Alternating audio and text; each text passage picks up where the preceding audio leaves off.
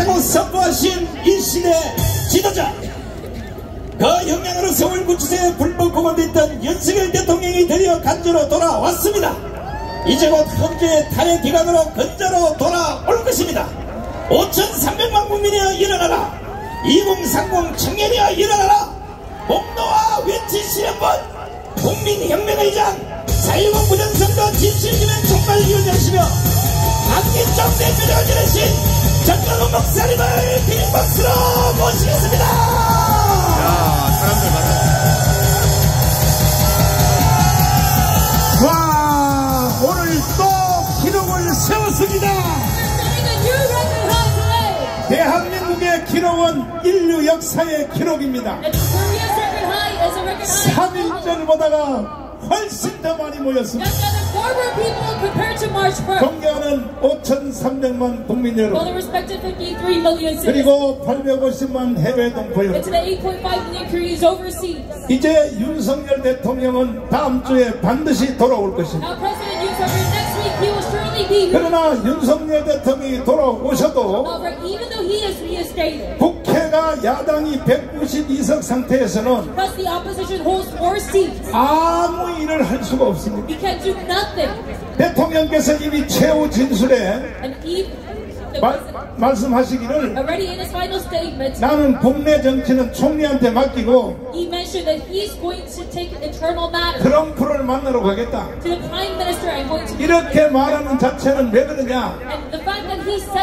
국회에 야당이 192석을 가지고 있기 때문에 무슨 일을 하려고 하면 다시 탄핵을 또 할 것입니다.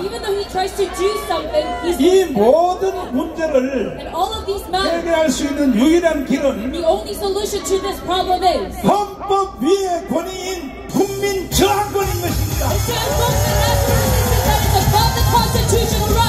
윤석열 대통령이 다음 주에 반드시 돌아올 것은 사실이지만 그러나 여러분 큰 실망하지 마십시오. 아니 우리가 살려줬더니 도대체 왜 일을 안 해? 할 수가 없어요. 그러니까 결국 여러분과 제가 국민 저항권을 발동하여 첫 번째로 공수처 해산해야 돼요, 안 해야 돼요? 해야 됩니다! 공수처 해산하기 원하시면 두 손 들고 만세! 대통령은 못하게 돼 있어요. 자, 이번에 부정선거한 중앙선관위 해체하기 원하시면 두 손 들고 만세! 검찰들이 수사도 못하게 돼 있어요. 헌법 단독기관이라고. 근데 윤석열 대통령이 헌법재판소를 그 중앙선관위를 해산할 수 있어요? 못해요. 그러므로 결국은 헌법 위의 권위 광화문 국민 저항권이 해내야 되는 것입니다. 여러분들이 제일 기뻐하는 말을 하겠습니다. 여의도 국회의원 300명 저거 해산하기를 원하시면 두 손 들고 만세. 윤석열 대통령은 국회 해산권이 없어요. 그러니까 윤석열 대통령이 벌써 미리 아시고 이 모든 것은 국민 저항권만이 해결할 수 있다고 말한 것입니다. 동의하십니까? 동의하십니까? 그리고 이번에 기회에 윤석열 대통령이 돌아오신 뒤에 이번에 계엄령을 통하여 누가 우리 편인지 누가 저쪽 편인지 다 드러났습니다. 심지어 용산에 있는 직원들까지도 다 배신자들이에요. 배신자들. 그러니까 윤석열 대통령이 해야 될 일이 너무 많지만 이걸 할 수가 없어요. 그러므로 광화문 우리가 저항권을 우리가 발동을 하여 대통령께서 남은 2년 동안에 자유통일을 할 수 있도록 국민 저항권을 발동을 해야 되는 것입니다. 동의하시는 두 손 들고 만세. 다시 한번 정리하자면 국민 저항권은 이거는 헌법 위에 권위가 있어요. 다시 한번 보세요. 이건 윤석열 대통령이 기자들과의 토론회에서 주제도 무제한, 시간도 무제한 토론에서 가르쳐 준 것입니다. 한번 다시 한번 들어봐 주세요. 우리 이 헌법 제도 하에서 물론 뭐 더 궁극적인 헌법 수호 세력은 뭐 국민의 저항권이라는 말이 있지만, 자, 헌법 위의 권위가 뭐라고요? 뭐라고요? 여러분과 저는 국민 저항권을 완성하기 위하여 이 자리에 모인 것입니다. 그러니까 다음 주에 윤석열 대통령이 100% 돌아오겠지만 여러분 절대로 실망하지 마세요. 아무 일도 할 수 없어요. 결국 누가 해야 되느냐? 여러분과 제가 다 해내야 되는 것입니다. 저 헌법재판소도 저거 없애버려야 되는 것입니다. 국민 저항권이 완성됐는지 4.19 때 완성이 됐습니다. 4.19 혁명 아시죠? 4.19 혁명이 일어나니까 어떻게 됐어요? 일단은 이승만 대통령이 바로 하야를 했습니다. 정치 체제가 바뀌었어요. 당년 정부로 내각제로 바뀐 것입니다. 그리고 4.19를 일으켰던 사람들은 다 처형되었습니다. 지금 바로 이 시점이 4.19 혁명이 일어났을 때와 똑같은 상태가 왔습니다. 그러므로 이번에 반국가 세력들을 전부 다 깜빵으로 집어넣어야 되는 것입니다.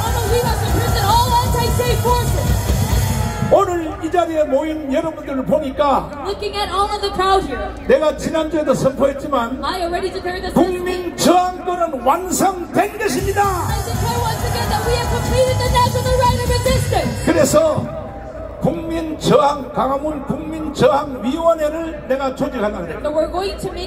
한 300명 가까이로 조직하려고 그래요. 그래서 지망하신 분들은 언제든지 우리 교회로 전화하셔서 왜 국민 저항권만이 모든 문제를 해결할 수 있기 때문에 이것이 아니고서는 지금 대한민국이 북한에 완전히 점령당했는데 이번에 계엄령 해보니까 탄로가 났잖아요. 북한이 대한민국을 완전히 먹었다고요. 먹었어. 이해되십니까? 이해되십니까? 자, 김국성 선생님 정찰총국 잠깐 모시고 제가 몇 마디 한번 물어보려고 합니다. 자, 북한에 계실 때 정찰총국에 계셨죠? 예. 우리나라로 말하면 국정원이죠. 네. 아니, 마이크 볼륨 위로 올려주세요. 네. 그런데 그 특별히 정찰총국 중에서도 대한민국의 간첩을 만들어서 파송하는 일을 하셨죠? 예, 그렇습니다. 그렇죠? 그럼 내가 물어보겠습니다. 문재인 정부 때 청와대에 간첩을 심었어요? 안 심었어요? 심었습니다. 심었어요? 예. 제가 쪽구로 말씀드리겠어요? 야, 이 나쁜 놈아. 예, 그렇습니다. 그래서 내가 이전에 우리 목사님랑 같이 이제 애국운동 하러 다닐 때 수천 명 모인 앞에서 여러 번 죄송합니다. 맞아요. 너무 많이 사죄 드렸죠. 그 다음에 구석구석 한번 찔러보겠습니다. 국회에다가 간첩을 한 마리만 심었어요? 여러 마리 심었어요? 국회의원이 지금 300명 아닙니까? 그렇죠. 한두 명으로 감당이 안 됩니다. 아하. 그래서 내가 그때 어떻게 말했나? 청와대에 간첩이 있다고 하면서 청와대, 국회, 국방부, 정교계를 비롯한 언론은 더 말할 것 없고 북한의 간첩이 안 들어간 데가 없다고 여러 번 말씀했죠. 자, 그 다음에요. 가장 중요한 정보기관인 국정원에다가 간첩 심었어요? 안 심었어요? 제가 심었지. 제가 안 심었지. 그 말은 좀 심하다고. 왜냐하면 지금도 국정원의 소속이라서. 내가 대신해 줄게요. 국정원에다가 더 많이 심었어요. 더 많이. 내가 했으니까 책임이 없어요. 그 다음에 이 종교계 있잖아요. 목사들 새끼들. 거기다가 간첩 심었어 안 심었어? 종교계는 우리 국가의 종교계는 북한 간첩의 소식장입니다. 하하. 그렇게 하면 되겠습니다. 불교에다 심었어 안 심었어? 심었습니다. 천주교에는 심었어 안 심었어? 심었지요. 그러니까 종교계, 천주교, 불교, 기독교 여기에는 이제처럼 북한 간첩들이 소식장 가장 발붙이기 쉽고 생존하기 쉬운 그런 자리입니다. 아니 그러니까 보니까 목사 새끼들도 북한 편드는 놈들은 전부 다 선생님이 그렇게 만든 것 같아요. 아니, 뭐 내가 다 했다고 할 수는 없지만 원래 정도의 섹스 공작은 가장 초보적이고 상습적인 것으로서 북한에 들어오는 사람들에 대해서